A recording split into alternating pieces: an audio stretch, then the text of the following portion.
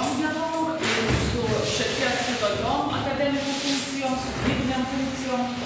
Ir kalbėsiu gal naudodama tokius pakankamai konkrečius pavyzdžius viešosios erdvės teorijų kontekste.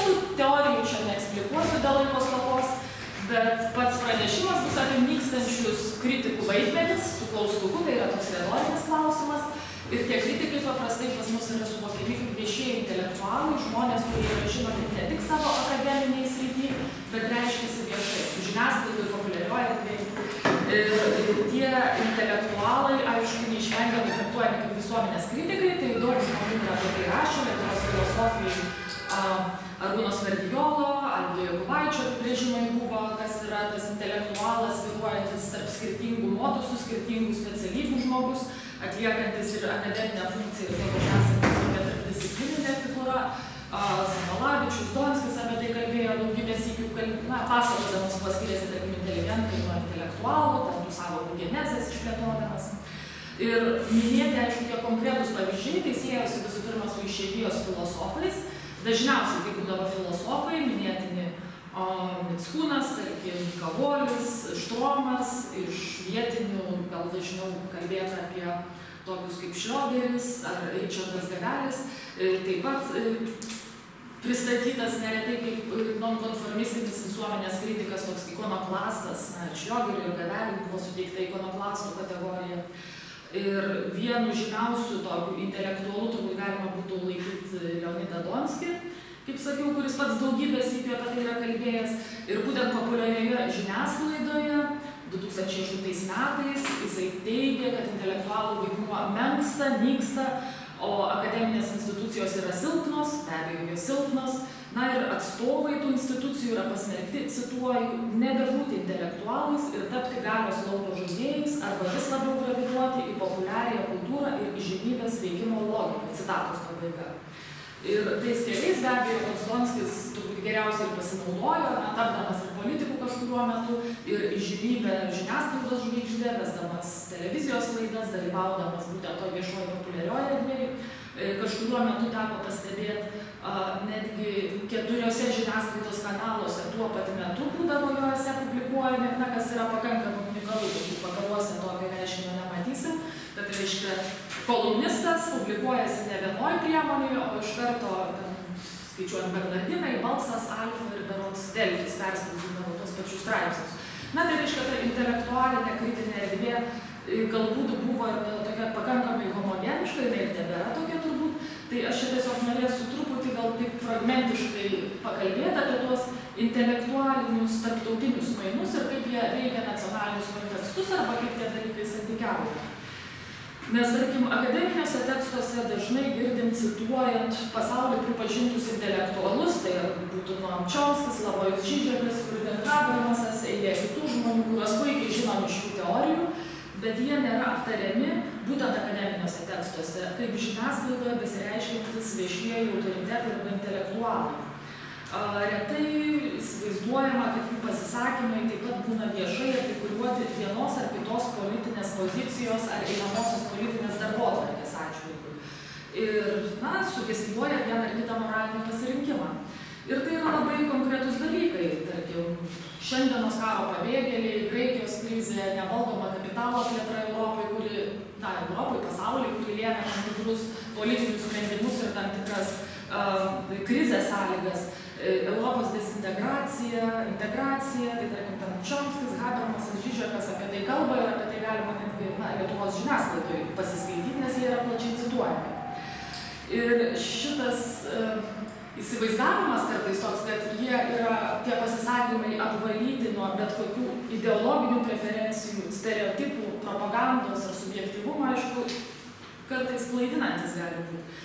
Nes turint minty, kad ideologijų baigtis yra toks suktas terminas, kaip sakoma, ideologijos tarsi sakoma jau baigėsi senai ir, tarkim, Daniel Melas kalbėjo 60 metais apie ideologijų pabaigą, sakydamas, kad dabar pasaulį valdo moderniosios technokratijos gairės, kad yra vadovaujamasi techniniais sprendimais, akademikai atlieka irgi tokį instrumentinį vaidmenį, o ideologija jau nebėra tokia svarbi. Ir ta ideologijų pabaigos tezė, aišku, ypatingai suklestėjo po šaltojo karo griūnant Sovietų sąjungai ypač, kai paplito ta pasaulio be sienų retorika, istorijos pabaigos ir taip toliau. Vėliau Žižekas kalbėjo, netgi jau kokiais 94 metais, kad tai buvo viena ryškiausių ideologijos emanacijų, įsivaizdavimas, kad ta ideologija išnyko, kad viskas pasibaigė, kad beliko liberalioji demokratija, reiškia, kad kapitalistinė liberalioji demokratija valdoma laisvos rinkos ir kad tai yra visiškai ne ideologijos būdas. Tai buvo vienas iš ryškiausių turbūt ideologijos apsireiškimų anot daugelio akademikų. O Lietuvoje pirmuoju nepriklausomybės dešimtmečiu turbūt natūraliai su ideologija sietos gal tik nacionalizmo ir komunizmo šmėklos. Ir aišku, čia visų pirma vėlgi turiu minti Donskio tekstus turbūt, galima būtų iš Romą minėti, kalbant apie tą fukajamišką istorijos pabaigos perspektyvą, nes jis irgi publikavo lietuvių žiniasklaidai tokio pobūdžio samprotavimus. Bet Donskis, tarkim, nesykį kalbėjo savo tekstuose tuo metu apie senas ideologinės šmėklas ir cituoju, tautinio mesenizmo ir klasikinio proletarinio mesenizmo simbolinės organizacijos bei gelminių sąmonės struktūrų sutapimus, citatos pabaiga. Kitaip buvo vakarų pasaulyje, tūkstantmečio sandūroj jau ir anksčiau išryškėjo ne vieno žymaus intelektualo nepasitenkinimas dėl tos globalios laissez-faire, reiškia, leiskite veikti arba laisvos rinkos doktrinos. Iš ryškiausių figūrų minėčiau turbūt Pierą Bourdieu, ir eilė kitų. Ir, reiškia, buvo pakankamai griežtai kalbama apie naujasias pasaulio sąlygas, naują pasaulio tvarką po šaltojo karo, bet totalitarinė naujosios Europos patirtis, aišku, įgalino tai, kad mūsų toks common sense arba doksa intelektualinė erdvėj buvo kitoks. Ir čia, aišku, nėra labai didelis atradimas, nes šiuolaikinė lokalumo sociologija, tarkim, irgi kalba apie tai, kaip betarpiškos aplinkybės, turiu minti betarpiškas politinės aplinkybės, geopolitinė situacija šalies suteikia galimybės struktūroms, kurios produkuoja vietinio intelektualinio žinojimo reikšmes. Ar prancūzų intelektualų įtaka kultūros politikos ir kitom darbotvarkėm lėmė, tarkim, jų reiškiama Amerikos kritika, neoliberalizmo kritika ir buvo gan specifinė ta šalies kairių intelektualų situacija. Lietuvoje viskas buvo kitaip, kadangi į NATO, į Europos Sąjungą, į kitas tarptautinės struktūras įsijungėm pakankamai neseniai, 2004 metais. Šalis periodiškai jautė Rusijos grėsmę ir dėl to tos bendros puoselėjamos vertybės, politinė vaizduotė, nacionalinė identiteto formavimasis ir taip toliau buvo kitoks. Ir šiuo atveju aš Bourdieu remsiuos gal daugiausia, aišku, dalį praleisiu jo samprotavimų, bet jis parodo, kaip universalios vertybės, kurios garsiai ne visada išsakomos, skirtingose nacionaliniuose kontekstuose gali skirtis, nes jos priklauso ne tik nuo tų minėtų išorinių aplinkybių, bet ir dominuojančių intelektualinių madų, žanrų, esė ar ten kažkoks straipsnis kaip politikos apžvalga ar dar kažkoks kitas žanras galbūt dominuoja intelektualų raiškoj, leidybos priemonių ypač ir plečiantis internetinį žiniasklaidą ir ypač, sakyčiau, formuojantis socialiniams tinklams šiandien, kas yra pakankamai akivaizdu, įvairėjant užsienio knygų vertimo politikai, kitokių veikalų vertimo politikai, intelektualinis klimatas, aišku, negali būti vienisas. Ir jis tada, persimaišo, žodžiu, žmonės pradeda domėtis tuo, kas yra kitur, pradeda domėtis kitom knygom, kitom idėjom, kitokiais politiniais orientyrais. Ir dėl to intelektualų tokios bendros nuostatos irgi prieš 10 metų šiandien gali gerokai skirtis, jau nekalbant apie 90-uosius metus. Žodžiu, svarbus ir reikšmingas tampa ne tik profesinės kompetencijos ar akademinio prestižo klausimas, bet ir instrumentinis populiarių užsienio autorių panaudojimas vietiniame intelektualinėme lauke. Ir Bourdieu rašė, tarkim, irgi vienas tokių pavyzdžių buvo apie Heidegerio populiarumą ir jo nepopuliarumą prancūzų intelektualinėje erdvėje. Ir kaip jis buvo traktuojamas, taip instrumentiškai, kaip tam tikras parankus personažas savo idėjom pagrįsti kažkokiom. Žodžiu, tų užsienio autorių idėjos paprastai yra determinuotos ir kilmės ir recepcijos aplinkybių.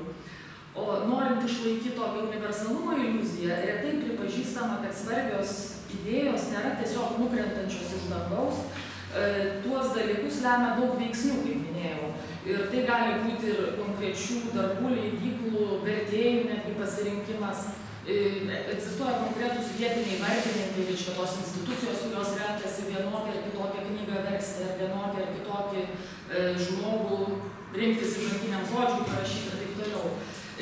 Gali būti netgi tokios leidybinės etiketės, kai knygos pristatomos arba kaip pasaulinės literatūros bibliotekos serija, ar kaip filosofijos klasikos serija, na čia egzistuoja tokie subtilūs skirtumai.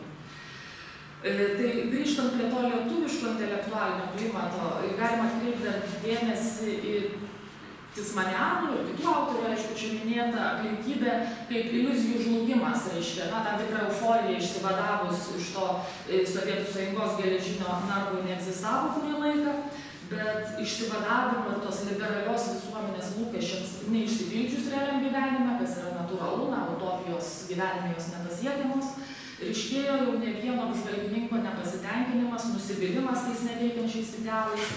Taip pat tai galėjo būti nusivylimas senąją tvarką, kuri vis dar neužsiliko ir vis dar neapsivalė nuo sovietmečių, ir tas naratyvas kai kuriais atvejais vis aštrėjo, reiškia, tas sovietmetis vis labiau bado akis. Matant, kad tas pamatinės etinės nuostatas ir tiesas darbo gyvenimišką realybę ir patys požiūriai į politinius procesus radikalėja, reiškia, pradėjo rastis tokia politinės kairės, dešinės, tarsi perskyra. Tai prisiminčiau, tarkim, Ginto Mažeikio tekstus apie 2000-uosius metus, kai jis kalbėjo apie augančias autoritarizmo tendencijas visuomenėje, reiškia, ne apie sovietmetį jau buvo kalbama, apie naują kažkokį lyg ir besiformuojantį autoritarizmą, ypač urbanistiniai politikoje, nes konkretus buvo atvejai tuo metu, teisminėje praktikoje pradėjo rasti sprendimų susijusių su naujais viešo intereso gynimo klausimais, na ir panašiai atsirado tokie SLAP, tie strateginiai ieškiniai prieš visuomenės dalyvavimą, sprendžiant klausimus dėl aplinkos ir, kad, kažkoks naujas nerimas tarsi pradėjo klibėti daugelio galvoj.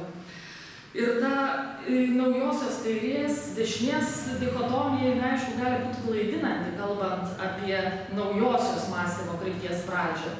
Akivaizdu bent jau tai, kad išpopuliarėjus neigiamos neoliberalizmo sąvokos konotacijoms vakaruose, kaip sakiau, tūkstantmečių sandūroje tas buvo jau ypač ryšku ten, neilgai trukus ir mūsų šalyje tos sąvokos pasidarė tarsi savaime suprantamos, jau nebereikalavo išsamių paaiškinimų. Įvairių pažiūrų intelektualai kreipė dėmesį į monopolininkų užvaldytą virtualią ir fizinę Lietuvos erdvę, kritikavo fašistinį, komunistinį libertarizmą, globalų liberalizmą, čia Pociaus, Juozaičio pasakymai 2003-2004 metais kalbėjo. Įdomus būtų turbūt reiškinys, kai buvę liberalizmo šauliai virto gan aršiais globaliojo liberalizmo kritikais. Tai ryškiausias pavyzdys, man rodos, būtų Algirdo Degučio toks atsivertimas ryškus, bet aišku ir Vytautą Radžvilą, Arvydą Šliogerį galima minėti ir kai kuriuos kitus pavyzdžius.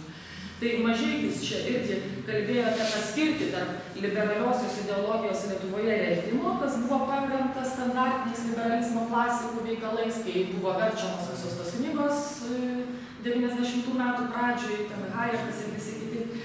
Ir maždaug 2006 metais jau iškėjusių kitų orientacijų. Na ir kas įvyko tais metais pasirodė Gaidė Poro tekstas apie spektaklio visuomenę, buvo išverstas į lietuvių kalbą, kaip tik Mažeikis buvo parašęs įvadą ir atsirado nauja tokių intelektualų ir aktyvistų karta, kurie savo pasisakymuose nevengė ryškaus antikapitalistinio patoso. Na, jis buvo toks pakankamai akivaizdus ir vėlgi čia yra tam tikrai ryšiai su ta leidybinė politika, bet ne tik, sakyčiau, galima įsivaizduoti Beresnevičiaus tokį atsivertimą, kai perskaitė Čomskio knygą, na ir pradėjo labai aršiai kalbėti apie kapitalizmą 2006 metais, žodžiu, pasmerkė, na, aš mintinai dabar nepacituosiu, bet jo išsiviešinimas kaip kairiojo galų gale buvo jau akivaizdus ir pasirašant tuo metu kairiųjų manifestą. Tai globali 2008 metų finansų krizė arba dar vienas sistemą ištikęs šokas, jeigu kaip Naomi Klein terminais kalbėtume, ar jau tas kapitalizmas kaip nori būdavo pačiom įvairiausiom metaforom apibūdintas, ar Madoff ekonomika, ar kažkokia kazino kapitalizm ir taip toliau, visą tai provokavo pozicijų aštrėjimą visame pasaulyje ir Lietuvoje be abejo. Nenuostabu, kad būtent tokių krizių metu keičiasi ir viešų autoritetų postuluojamos pamatinės prielaidos apie pasaulį, tas vadinamas doksa.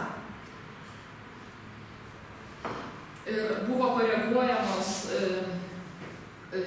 įvairios vertybės ir tas normatyvinis įsivaizduojamas pažangos būvis. Tai Tomas Kavaliauskas savo knygoj šiek tiek apie tai kalba, recenzuodamas Zenoną Norkų, apie tą kapitalizmą legitimuojančių lietuviškų diskursų pertraukį, kad jau reiškia tos tiesos, kurios prieš 10 metų buvo akivaizdžios, jos dabar tarsi jau nebegalioja. Ir tas pažangos būvis šiandien atrodo itin miglotas.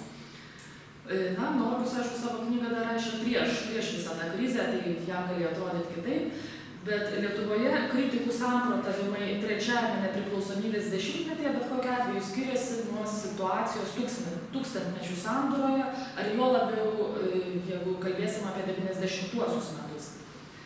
Ir taip atitinkamai revizuojami moraliniai autoritetai, retrospektyviai permąstomos ankstesnės klasikų įžvalgos. Ir nerimas, aišku, ženklina ir ekonomistų, ir humanitarų perspėjimus dėl ateities. Tai bandau įsivaizduoti Daujotytės tokią sudarytą knygą 12 metais, po to tęsinys buvo, jinai vadinosi Nerimas, kai ten be naujos Daujotytės, Norkus buvo dar keli svarbus autoriai. Na ir pats pavadinimas jau labai daug ką sako, nes bandyta permąstyti mūsų situaciją naujam tūkstantmetį ir kas su mumis bus, kas bus su visų pasauliu. Bet tai tokie racionalūs svarstymai atrodytų būdingi ir ekonomistų pasisakymams, viešiems pasisakymams. Turime tik, jie kalba kaip viešieji intelektualai, tai Maldeikienė išleido savo knygą 13 metais. Ten Jakeliūnas kalbėjo apie krizę ir apie krizės anatomiją, kodėl neatsitiko, kas tai yra.